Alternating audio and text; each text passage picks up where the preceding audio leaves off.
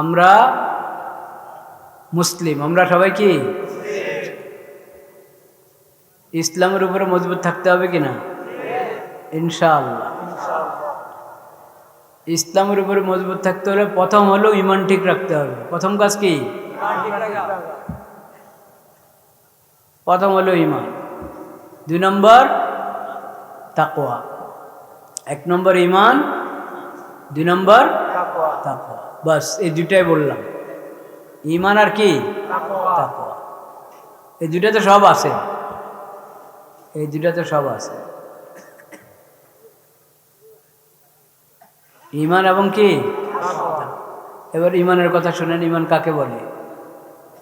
আমানতু বিল্লাহ কামা হুয়া বিআসমাইহি ওয়া সিফাতিহি ওয়া কাবিলতু জামিআ আহকামিহি। আর কি? আমানতু বিল্লাহ ওয়া মালাইকাতিহি ওয়া কুতুবিহি, আছে না? তো এটা তো মুক্তবে পড়েছি, কিন্তু বুঝার চেষ্টা করছি, কিন্তু বুঝার চেষ্টা করছি। ঈমান কি কি কারণে ঈমান নষ্ট হয়? কারা ইসলামের দুশমন কিন্তু মুসলমানদের বন্ধু সেজে মুসলমানদের মাঝে ঢুকে মুসলমানদের ঈমান এবং ইসলাম নষ্ট করে? এটা যদি না চিনে কেউ, না বুঝে, তাহলে ঈমান হেফাজত করতে পারবে না।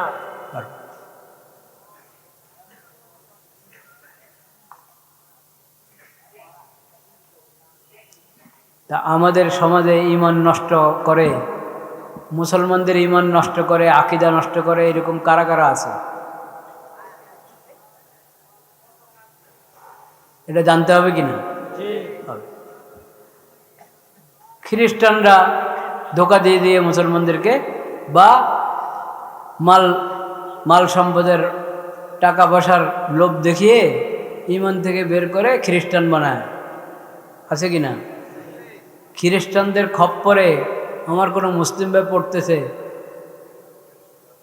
কিন্তু আমি চিন্তা করছি না, ফিকির করছি না তাদের হেদায়েতের রাস্তায় তাদেরকে আনার জন্য, দাওয়াতের কাজ করার জন্য। আল্লাহর কাছে জবাব দিতে হবে কিনা? হ্যাঁ, জবাব দিতে হবে, সতর্ক থাকতে হবে। খ্রিস্টানরা মুসলমানদেরকে খ্রিস্টান বানিয়ে ফেলছে, আমাদের খবর নেই। আর কারা আছে? কাদিয়ানীদেরকে চিনেননি? নিজেদেরকে ওরা কি বলে? আহমদিয়া মুসলিম জামাত। আহমদিয়া মুসলিম জামাত। ওরা আহমদিও না, ওরা হলো গোলাম আহমদ, নবুয়তের মিথ্যা দাবিদার, মিথ্যা দাবিদার, মিথ্যুক। কে? গোলাম আহমদ কাদিয়ানী, তার অনুসারী। হজরত মোহাম্মদ মুস্তফা সাল্লাল্লাহু আলাইহি সাল্লাম, আহমদ মুস্তফা সাল্লাল্লাহু আলাইহি সাল্লাম আখিরি নবী হজরত মোহাম্মদ মুস্তফা সাল্লাল্লাহু আলাইহি সাল্লাম, যার আরেক নাম কি? আহমদ। এই আহমদ সাল্লাল্লাহু আলাইহি সাল্লাম মুহাম্মদ সাল্লাল্লাহু আলাইহি সাল্লামের সাথে কাদিয়ানীদের কোনো সম্পর্ক নেই। কাদিয়ানীরা এই আখিরি নবীর দুশমন, আখিরি নবীর শত্রু। কিন্তু মিথ্যা মানুষের মাঝে এই কথা ওরা বলে বেড়ায়, তারা নাকি আখিরি নবীর উপরে নাকি তাদের ঈমান আছে। বলেন নাউজুবিল্লাহ। আখিরি নবীর উপর কাদিয়ানীদের ঈমান নাই। আখিরি নবীর উপর কাদিয়ানীদের কি নাই? ঈমান নাই। তো এই কাদিয়ানীরা বিভিন্ন জনকে এই বয়াতের নাম দিয়ে, আহমদিয়া মুসলিম জামাতে বয়াত করায়, বক্সিবাজার নিয়ে বয়াত করায়, তাদের মুআল্লিম এর কাছে নিয়ে নিয়ে বয়াত করায়। এইভাবে মুসলমানদেরকে জাহান্নামী বানাচ্ছে। কিন্তু আমার কোনো ফিকির নাই, আল্লাহর কাছে জবাব দিতে হবে কিনা? কাদিয়ানীদের ধোকায় পড়ে যদি কেউ বয়াত গ্রহণ করে, তাহলে এর অর্থ কি? বয়াত গ্রহণ করা মানে হলো জাহান্নামের টিকিট খরিদ করলো। কি করলো? টিকিট। কোনো কাদিয়ানী আহমদি নাম ব্যবহার করে কোনোভাবে যাতে কি কোনো মুসলমানের ঈমান নষ্ট না করতে পারে, সেই চিন্তা, সেই ফিকির রাখা জরুরি। কাদের? শুধু আলেমদের না সবার?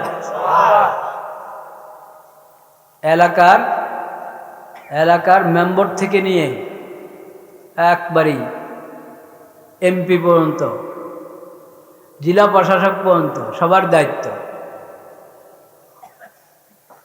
জেলা প্রশাসকরা বলে কি জানেন, ওরাও তো নাগরিক, ওরাও নাগরিক, ওদের অধিকার আছে। কি অধিকার আছে? প্রতারণা করার অধিকার আছে। এটা এমপি সাহেবেরও জানা থাকতে হবে, জেলা প্রশাসকেরও জানা থাকতে হবে, একবারে মেম্বার থেকে নিয়ে চেয়ারম্যান উপরের দিকে যতজন আছে প্রশাসনের লোক সবার এটা জানা থাকতে হবে। প্রত্যেক নাগরিকের নাগরিক হিসাবে তার অধিকার আছে। প্রতারণা করার কি নাই?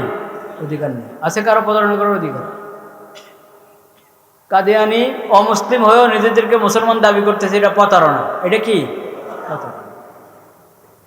মুসলমানদেরকে কাদিয়ানি বানাচ্ছে, মানে জান্নাতীকে জাহান্নামী বানাচ্ছে, মুসলিমকে অমুসলিম বানাচ্ছে। এটা কি অধিকার না প্রতারণা?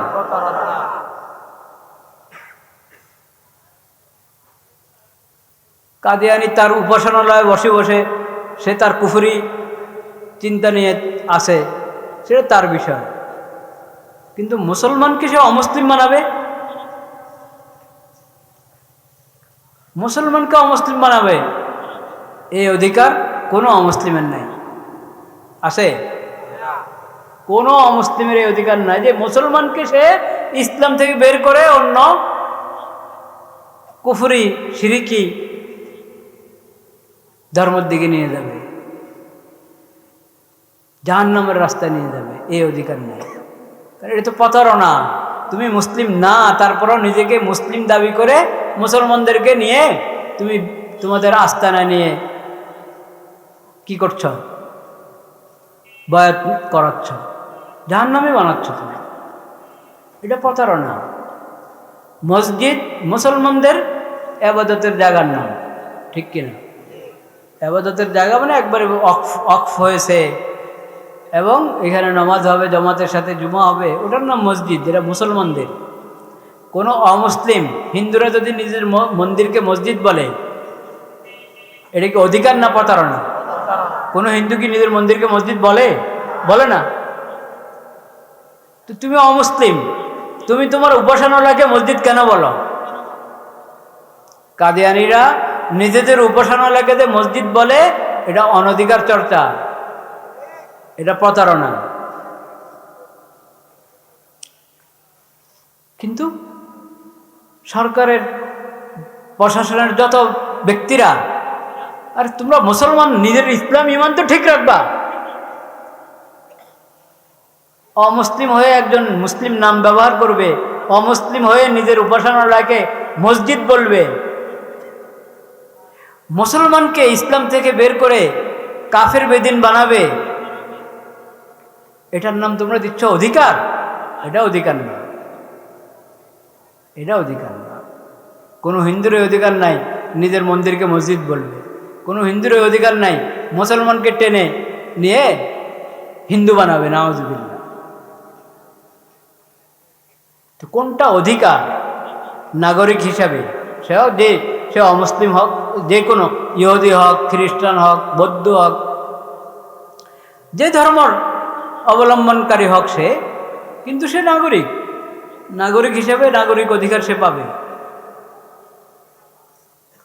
নিজের ধর্ম, আল্লাহর কাছে তার এই ধর্মের কোনো মূল্য নাই, মরলে তার ঠিকানা জাহান্নাম। কিন্তু সে যেহেতু স্বেচ্ছায় ইসলাম কবুল করছে না, নিজের বাতিল ধর্ম নিয়ে আছে, থাকুক, তার বাতিল ধর্ম নিয়ে এসেই থাকবে, তার ওই হিসাবে অধিকার আছে, তার নিরাপত্তা, এটা সরকারের দায়িত্ব। কিন্তু সে অনধিকার চর্চা করে মুসলমানদেরকে ইমান থেকে বের করবে,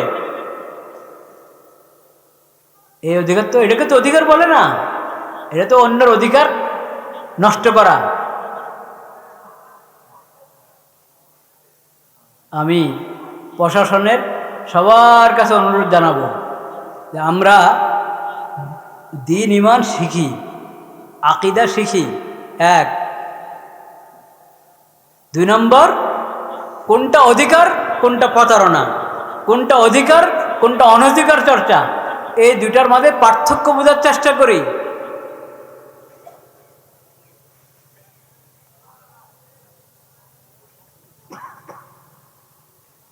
প্রতারণা করার কারো অধিকার নেই। যার যেটা মত, যার যেটা পথ, সেটা বলো, ওই পথে চলো, ওই মত অবলম্বন করছে, তার বিষয়। কিন্তু সে প্রতারণা করে নিজেকে লুকাইতে পারবে না। প্রতারণার অধিকার কারণে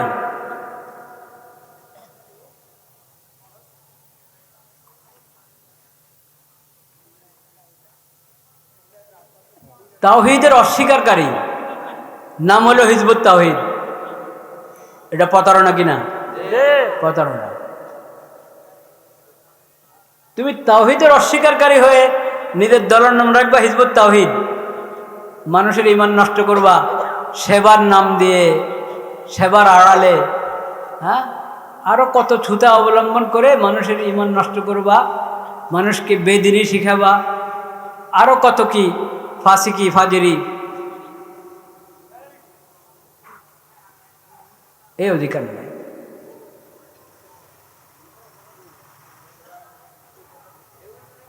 যে ইসলাম আখির নবী হযরত মুহাম্মদ মুস্তাফা সাল্লাল্লাহু আলাইহি সাল্লামের মাধ্যমে আল্লাহ তাআলা দিয়েছেন, সাহাবা কেরামের কাছে আমানত রেখে গেছেন নবী করিম সাল্লাল্লাহু আলাইহি সাল্লাম, সাহাবা কেরামের কাছ থেকে তাবেঈন, তবে তাবেঈন, এইভাবে ধারাবাহিক এই জামানা পর্যন্ত এসেছে, কিয়ামত পর্যন্ত থাকবে ইসলাম, কোরআন, হাদিস, ইসলামী শরীয়ত। ঠিক কিনা? এটার বাহিরে নতুন মত, নতুন পথ আবিষ্কার করে নিজেদেরকে হিজবুত তাওহীদ নাম দাও, মুসলিম নাম দাও। আর যেটা যে ইসলামের উপরে পুরো উম্মতে মুসলিমা যে ইসলামের উপরে আছে, সেই ইসলামকে বলে এই ইসলাম ইসলামী নয়। কে? হিজবুত তাওহীদের লোকেরা লিখেছে কিনা বই, এই ইসলাম ইসলামে নয়। মানে আপনারা যে মসজিদে, মাদ্রাসায়, এই মাহফিলে যে ইসলাম দেখছেন, যে ইসলাম জানেন, যে আকীদা জানেন, এই ইসলাম নাকি ইসলাম না। তো নবীজি যে ইসলাম দিয়ে গেলেন, কোরআন যে ইসলাম দিল, সেই ইসলাম ইসলাম না। তো তুমি ইসলাম পাইলে কই? তো এর মানে হলো সে কুফরকে কি বলতেছে? ইসলাম বলতেছে। তো কুফরকে ইসলাম বলছে, তাওহীদের সাথে কোনো সম্পর্ক নাই, নাম হলো হিজবুত তাওহীদ। আর তারা কে আপনাদের এই এলাকায় আছে কি নাই? আছে। নাই, এই মাথা নাড়তেছে, নাই। আপনাদের কাছেই তো আছে, বুঝলাম আপনাদের এই গ্রামে নাই, আপনাদের কাছেই তো আছে। তো কোন দিন যখন আপনাদের ঘরে এসে ঢুকবে তখন বুঝবেন যে কুফর ঢুকছে ঘরে, না? এর আগে বুঝবেন না।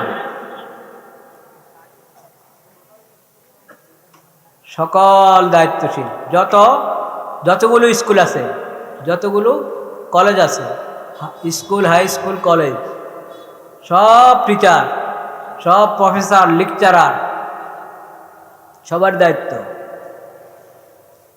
সবার দায়িত্ব, যত মেম্বার, চেয়ারম্যান, সবার দায়িত্ব। এবং সমাজের মধ্যে যাদের প্রভাব আছে,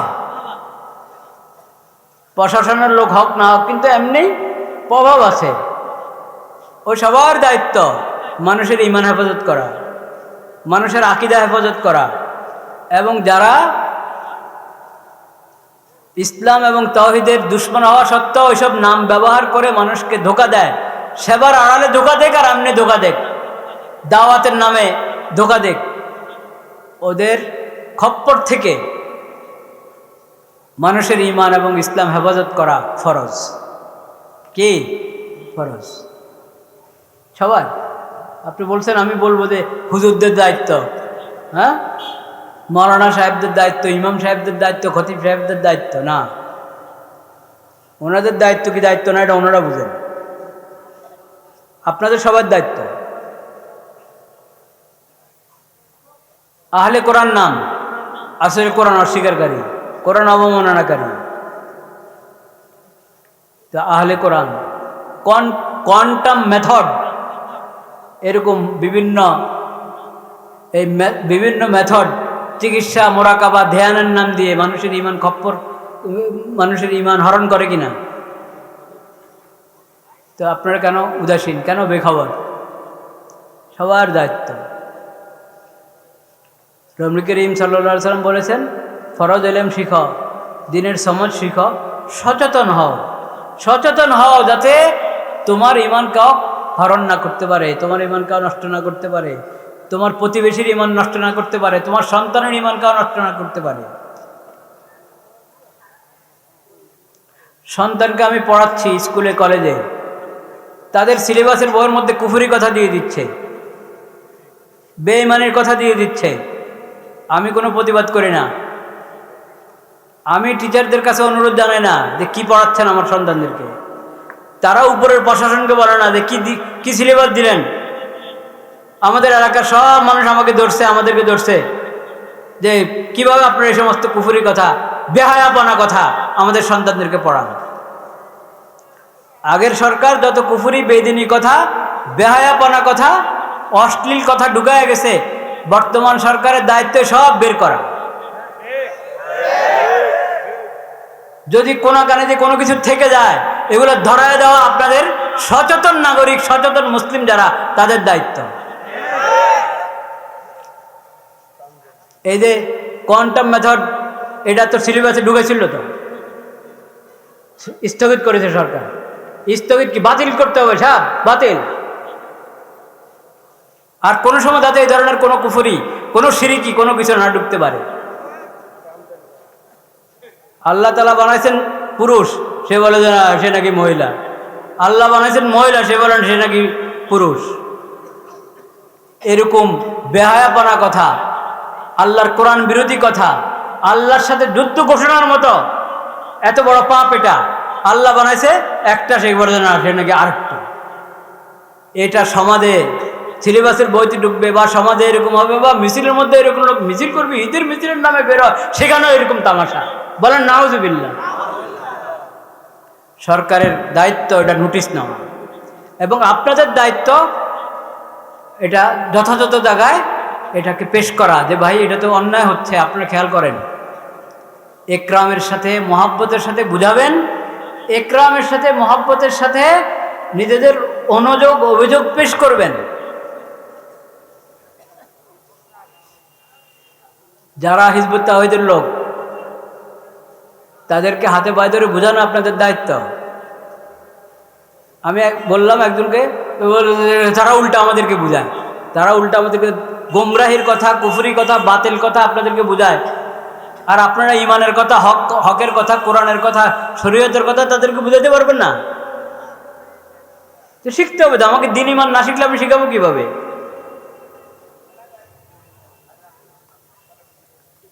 বাস আমার কথা হলো, ইমানের কি করতে হবে? হেফাজত করতে হবে। ইসলামে আকীদার উপরে মজবুত থাকতে হবে। কোরআন করিম সহিহ শুদ্ধ তেলাওয়াত শিখতে হবে। এখন যদি একজন একজন করে সবার সূরা ফাতিহা শোনা শুরু করি, কি অবস্থা হবে বলেন? কোরআন করিমের সহিহ শুদ্ধ তেলাওয়াত শিখা ফরজ কিনা? তো এই ফরজ আদায় করতে হবে না? এই ফরজ খালি মক্তবের ছাত্ররা আদায় করবে? স্কুলের ছাত্ররা শিখতে হবে না? এটা খালি বাচ্চারা না বয়স্করাও? এটার ব্যবস্থা করতে হবে, এটার ব্যবস্থা করতে হবে। আল্লাহ তাআলা সেই তৌফিক দান করেন। ঈমান যদি আমি মজবুত না করতে পারি, আকীদা যদি ঠিক না করতে পারি, তাহলে কবর থেকে তো আটকা, হাসর তার পরে কবরেই তো আটকা। আফসোসের কথা শুনেন, আফসোসের কথা। পানি পড়া নিতে এসেছে আমার কাছে একজন, পানি পড়া নিতে এসেছে। কি বোতলে? বোতলের গায়ে লেখা আছে প্রাণ। বোতলের গায়ে কি লেখা আছে? প্রাণ। তো প্রাণ কাদের? কাদিয়ানীদের। এরা মুসলমান না। তো কিভাবে আপনি প্রাণের পানি কিভাবে খান? এই পানি দিয়ে আপনার গলা ভিজতে পারে, কিন্তু সাথে তো ঈমানও কি হয়ে যাবে? নষ্ট হয়ে যাবে।